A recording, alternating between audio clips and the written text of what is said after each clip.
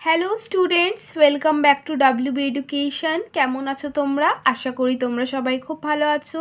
আজকের এই ভিডিওতে আমরা নবম শ্রেণীর যে বাংলা টেক্সট বই আছে সেখানে নীরেন্দ্রনাথ চক্রবর্তীর লেখা আবহমান যে কবিতাটি রয়েছে, এই কবিতা থেকে কি কি কোয়েশ্চেন তোমাদের পরীক্ষায় আসতে পারে, কীরকম ধরনের আসতে পারে, সেই সম্পর্কে আমরা সম্পূর্ণ আলোচনা করব। তো স্টুডেন্টস, প্রথমেই আমরা কবিতাটার উৎসটা দেখে নিই। আবহমান কবিতাটির রচনাকাল হচ্ছে, দেখো, 18 ভাদ্র আর হচ্ছে 1365 বঙ্গাব্দ। আবহমান কবিতাটি কবি নীরেন্দ্রনাথ চক্রবর্তী রচিত অন্ধকার বারান্দা কাব্যগ্রন্থে 30 সংখ্যক কবিতা। এটা স্টুডেন্টস কিন্তু ভালো করে দেখে নাও, এটা কিন্তু নীরেন্দ্রনাথ চক্রবর্তীর অন্ধকার বারান্দা কাব্যগ্রন্থের কিন্তু একটা 30 সংখ্যক কবিতা, ঠিক আছে। তারপর দেখে নাও এখানে সার সংক্ষেপ আছে, কবি পরিচিতি আছে, এগুলো জাস্ট আমি তোমায় দেখিয়ে দিচ্ছি, এগুলো কিন্তু অতটা ইম্পর্টেন্ট না, ঠিক আছে। উৎসটা ইম্পর্টেন্ট থাকে, আর সেকেন্ড যেটা ইম্পর্টেন্ট হয় সেটা হচ্ছে নামকরণ। যে কোনো সাহিত্যকর্মের ক্ষেত্রেই নামকরণ একটি অত্যন্ত গুরুত্বপূর্ণ বিষয়।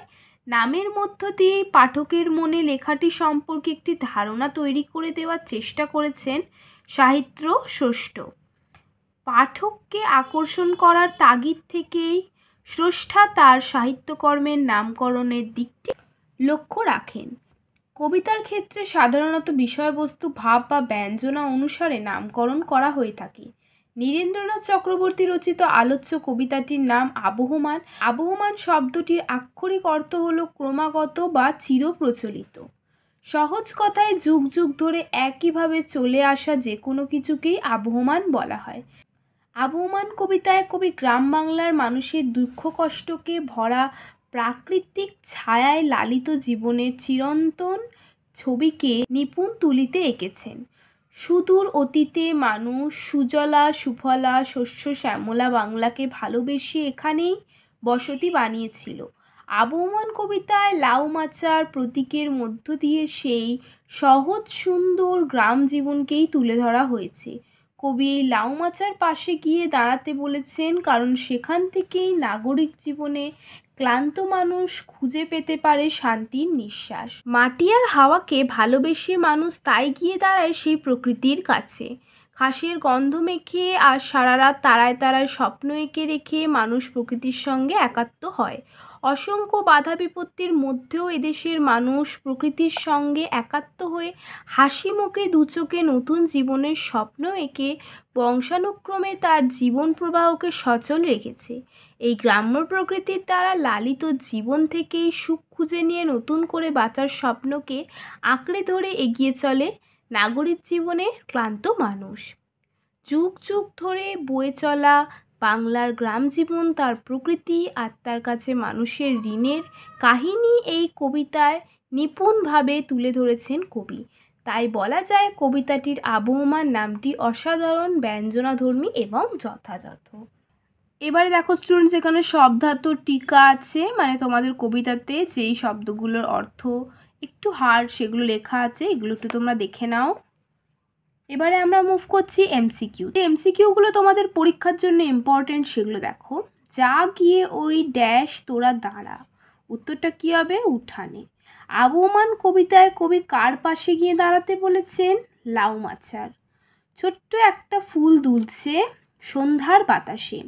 কে এইখানে এসেছিল ড্যাশ বছর আগে, অনেক বছর আগে। কোন গাছটি বুড়িয়ে ওঠে কিন্তু মুড়োয় না, নোটে। ফুরোয় না সেই ড্যাশ দুরন্ত পিপাসা, তাহলে ফুরোয় না সেই এক কুয়েটার দুরন্ত পিপাসা। তারপর এখানে দেখো স্টুডেন্টস, কে এইখানে ঘর বেঁধেছে, এই ঘর বাঁধা হয়েছে গভীর অনুরাগে। কে এইখানে হারিয়ে গিয়েও আবার ফিরে আসে, তারা ফিরে আসে মাটিকে আর হাওয়াকে ভালোবেসে। আবহমান কবিতায় কবি গিয়ে দাঁড়াতে বলেছেন কোথায়? না উঠানে। আবহমান কবিতাটির মূল কাব্যগ্রন্থ কি? আমরা এক্ষুনি উৎসতেই দেখলাম, সেটা হচ্ছে অন্ধকার বারান্দা। তারপরে স্টুডেন্টস আরও এমসিকিউ আছে, আমি সেগুলো তোমাদের একটু দেখিয়ে দিচ্ছি। ফুরোয় না সেই এক গুয়েটার দুরন্ত পিপাসা, এখানে উল্লিখিত পিপাসাটি হচ্ছে কি? না গ্রামে ফিরে আসার পিপাসা, ঠিক আছে। একগুঁয়েটার যে জিনিস না ফেরানোর কথা বলা হয়েছে তা হলো দুরন্ত পিপাসা। সারাটা রাত স্বপ্ন এঁকে রাখে, স্বপ্ন এঁকে রাখার কথা বলা হয়েছে তারায় তারায়।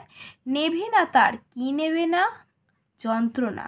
আবহমান কবিতায় যা না হারানোর কথা বলা হয়েছে তা হলো কুন্দ ফুলের হাসি। তেমনি করেই সূর্য ওঠে, তেমনি করেই ছায়া। ঠিক আছে, এবারে আমরা স্টুডেন্টস দেখো এসে কিউগুলোতে মুভ করছি, মানে 1 নম্বরের যে কোশ্চেন আনসারগুলো। আবহমান কবিতাটি কোন কাব্যগ্রন্থের অন্তর্গত? আবহমান কবিতাটি কবি নীরেন্দ্রনাথ চক্রবর্তীর লেখা অন্ধকার বারান্দা কাব্যগ্রন্থের অন্তর্গত। এটি ওই কাব্যগ্রন্থের 30 সংখ্যক কবিতা। ঠিক আছে, এই কোশ্চেনটা কিন্তু স্টুডেন্ট ইম্পর্টেন্ট, এটা কিন্তু তোমরা ভালো করে পড়বে। আবহমান কবিতায় কবি কোথায় গিয়ে দাঁড়াতে বলেছেন? আবহমান কবিতায় কবি নীরেন্দ্রনাথ চক্রবর্তী গ্রাম বাংলায় গরিবের উঠানে লাউ মাচার পাশে গিয়ে দাঁড়াতে বলেছেন। কবি লাউ মাচার পাশে কেন দাঁড়াতে বলেছেন? কবি লাউ মাচার পাশে গিয়ে দাঁড়াতে বলেছেন কারণ পল্লী বাংলার প্রকৃতি লালিত সহজ সরল জীবনকে সেখানে খুঁজে পাওয়া যায়। কোন ফুল দুলছে? পল্লী বাংলায় উঠানে লাউ মাচায় ছোট্ট লাউ ফুল দুলছে। কোথায় ছোট্ট ফুল তুলছে? আবহমান কবিতায় গ্রাম বাংলায় গরিবের উঠানের লাউ মাচায় ছোট্ট লাউ ফুল দোলার কথা বলা হয়েছে।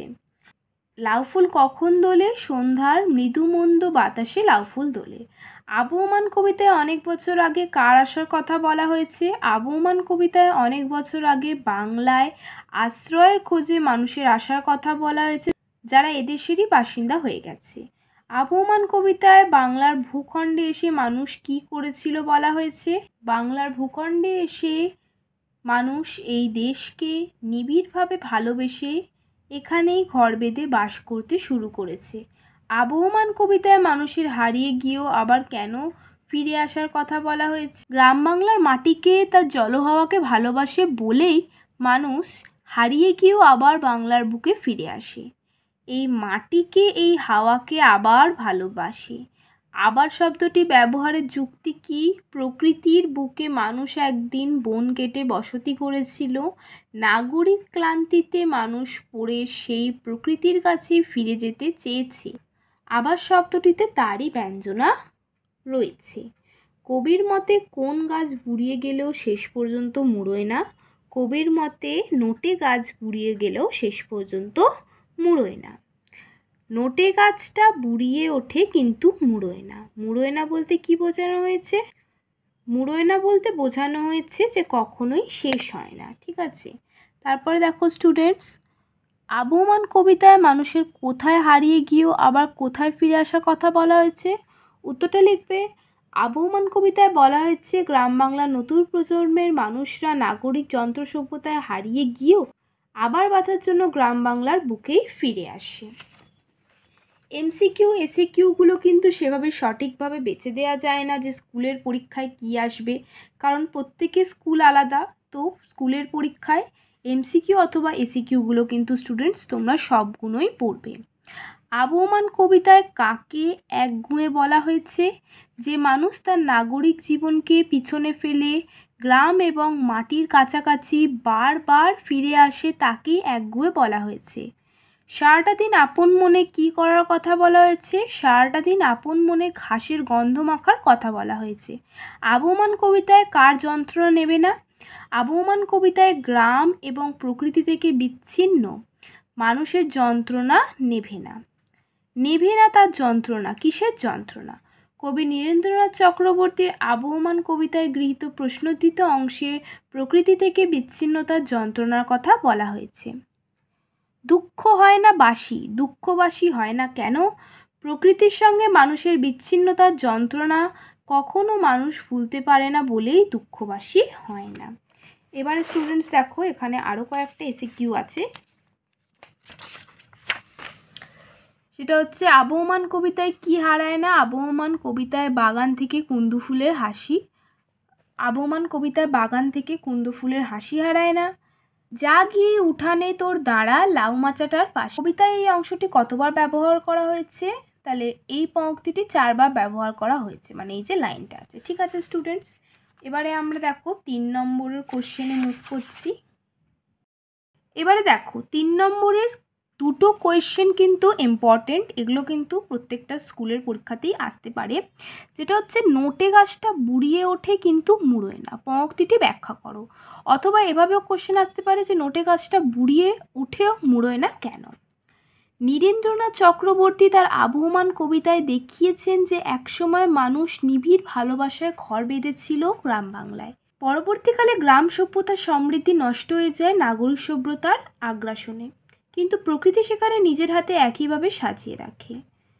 জীবন বয়ে চলে স্বচ্ছন্দ সহজ গতিতে। আর শহরের ক্লান্ত মানুষেরা শান্তির খোঁজে বারবার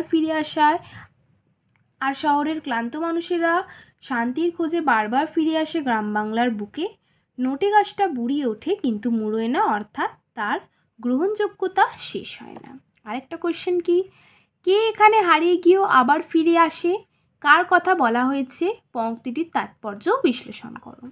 নীরেন্দ্রনাথ চক্রবর্তী তার আবহমান কবিতায় বলেছেন মানুষ একদিন গভীর অনুরাগ দিয়ে গ্রাম সভ্যতা গড়ে তুলেছিল, পরে সেই মানুষই নগর সভ্যতার বিকাশের সঙ্গে সঙ্গে স্বাচ্ছন্দ্য আর সমৃদ্ধির টানে গ্রাম ছেড়ে শহরে গিয়ে বাসা বেঁধেছে। কিন্তু শহর জীবন ঐশ্বর্য আর সমৃদ্ধি দিলেও মানুষকে শান্তি দিতে পারেনি, তাই গ্রাম থেকে হারিয়ে যাওয়া মানুষ আবার শান্তির খোঁজে বারবার গ্রামেই ফিরে আসে। আর এখানে আরেকটাও কোয়েশ্চেন আছে, সেটা হচ্ছে কে এখানে ঘর বেঁধেছে কথাটির তাৎপর্য কী, এটাও একটু পড়ে দিই স্টুডেন্টস। আশ্রয়ের প্রয়োজনে মানুষ ঘরবাড়ি তৈরি করে, কিন্তু নীরেন্দ্রনাথ চক্রবর্তীর আবহমান কবিতায় উল্লিখিত ঘর বাঁধা কথাটি ব্যাপকতর অর্থে ব্যবহৃত হয়েছে।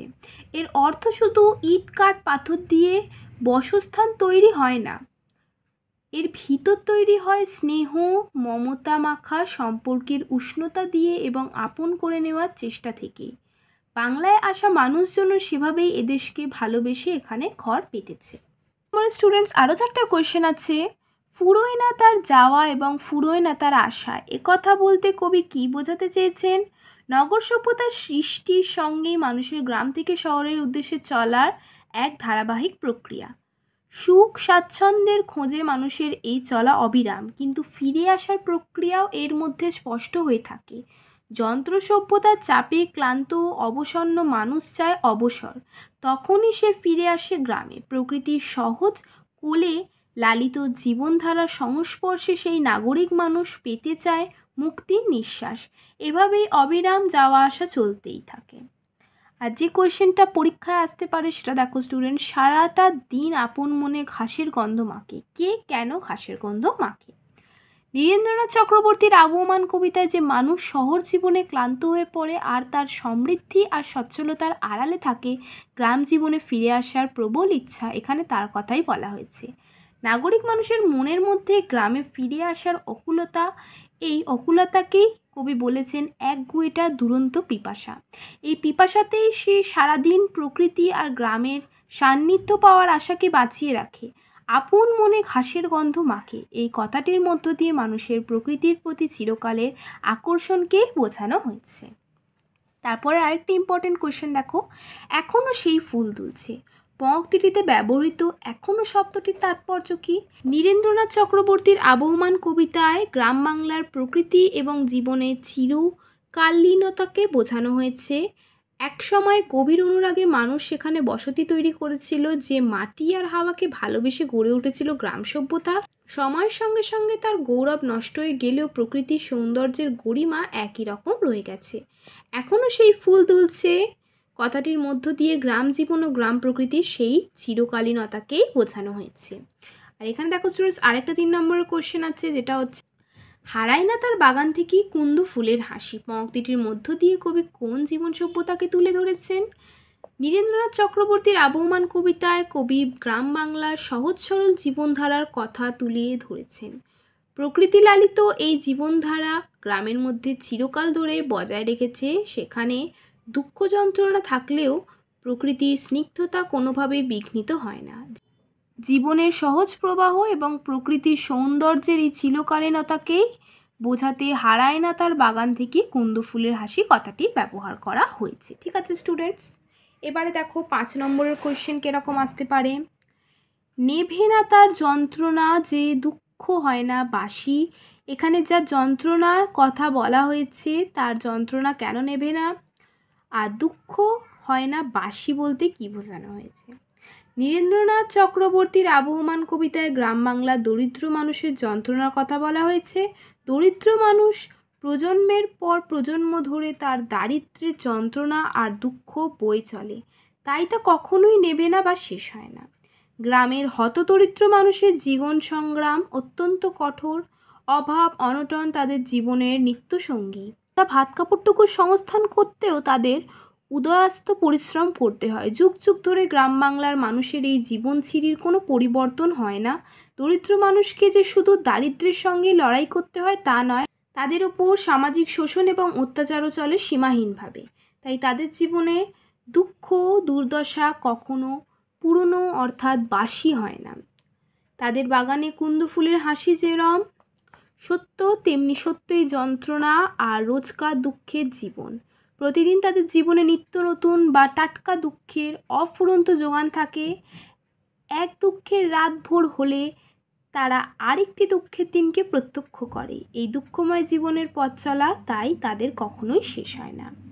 আরেকটা দেখো স্টুডেন্টস, 5 নম্বরের কোশ্চেন, ফুরোয় না সেই একগুঁয়েটা দুরন্ত পিপাসা। এখানে একগুঁয়েটা দুরন্ত পিপাসা বলতে কি বোঝানো হয়েছে, পিপাসা ফুরোয় না বলতে কবি কি বোঝাতে চেয়েছেন। নীরেন্দ্রনাথ চক্রবর্তীর আবহমান কবিতায় প্রকৃতির জন্য যে মানুষের মধ্যে অকুলতা দেখা যায় তাকেই একগুঁয়ে বলা হয়েছে। একগুঁয়ে মানুষটির মধ্যে রয়েছে প্রকৃতি এবং গ্রাম জীবনের কাছে ফিরে আসার প্রবল আকর্ষণ, যাকে কবি দুরন্ত পিপাসা বলেছেন।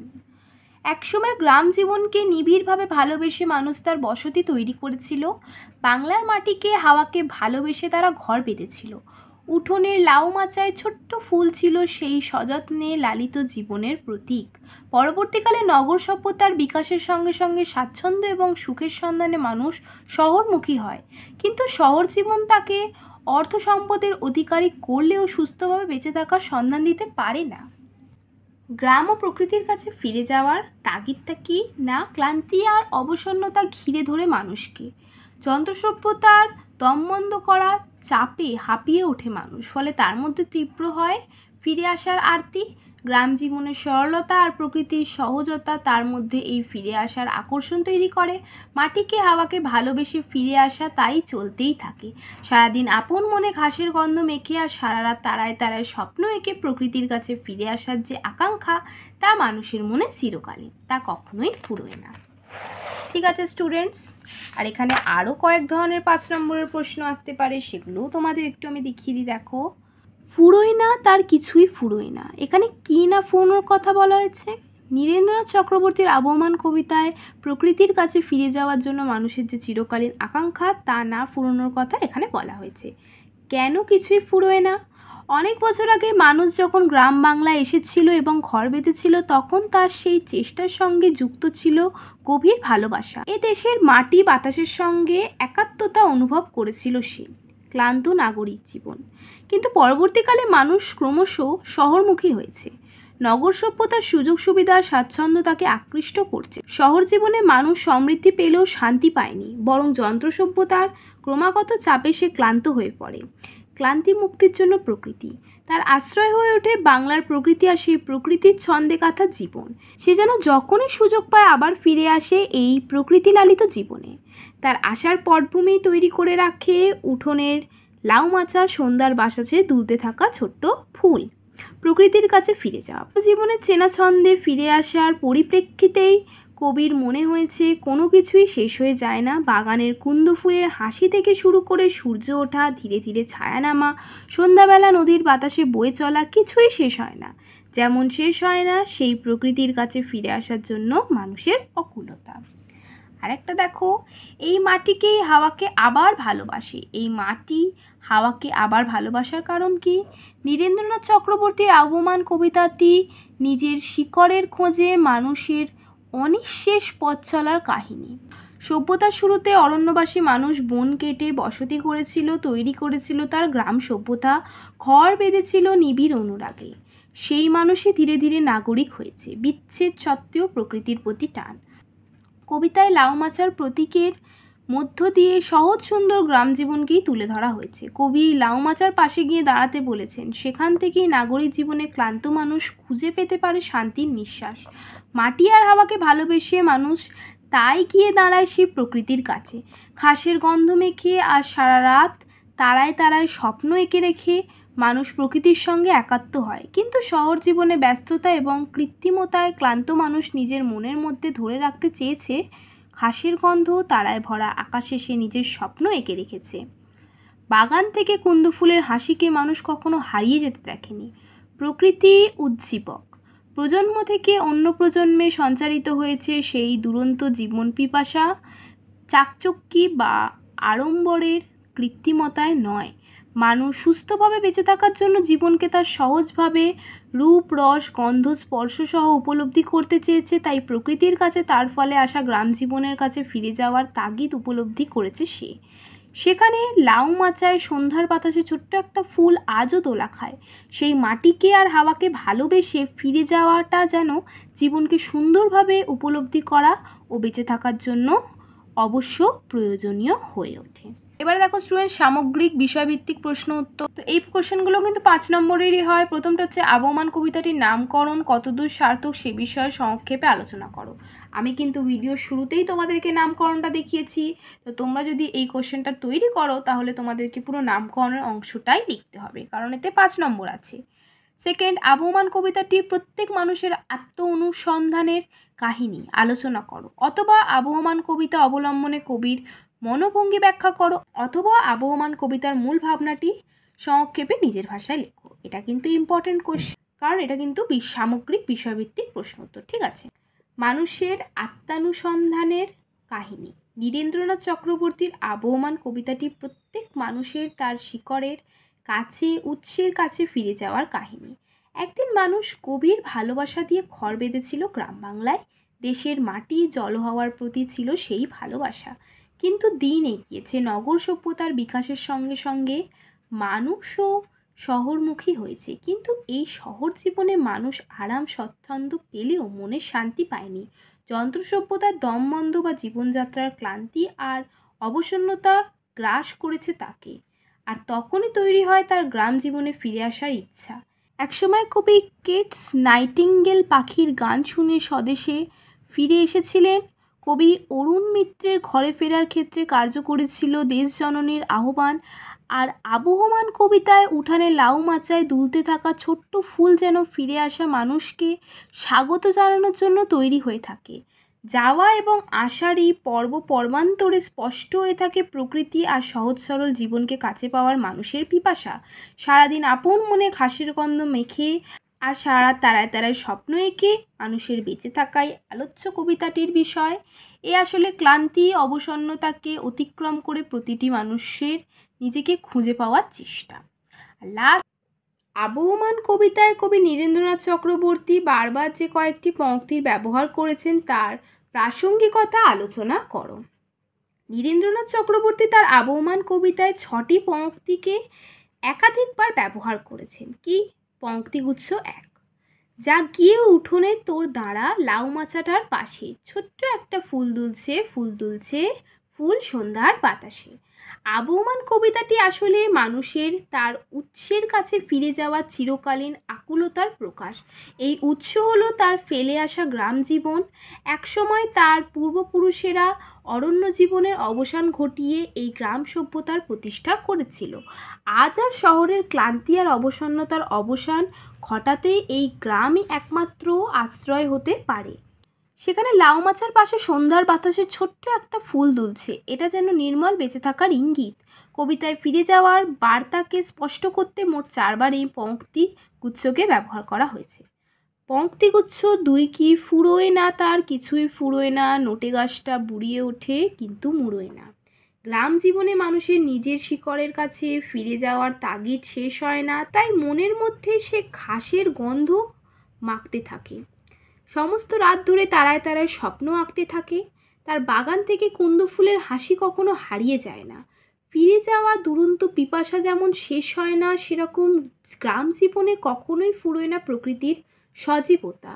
সূর্য ওঠে, ছায়ার বিস্তার হয়, নদীর সংখ্যা বাতাসে বয়ে যায়, সেই বাতাস ক্লান্ত মানুষকে দেয় বেঁচে থাকার সজীব আশ্বাস। প্রকৃতি এবং তার কাছে ফিরে যাওয়া চিরকালীন অকুলতাকেই বোঝাতে এই পঙ্ক্তিগুচ্ছকে কবি 3বার ব্যবহার করেছেন। তা স্টুডেন্টস, এখানেই কিন্তু আমাদের কোশ্চেন অ্যান্সারগুলো শেষ হয়েছে। এখানে দেখো কয়েকটা নিজে করো আছে। সারাদিন আপন মনে কিসের গন্ধ মাখে, আমরা কিন্তু অনেকবার পড়ছি, সেটা হচ্ছে ঘাসের। নেভে না তার যন্ত্রণা, ড্যাশ হয় না বাসি, তাহলে কি দুঃখ হয় না বাসি, ঠিক আছে।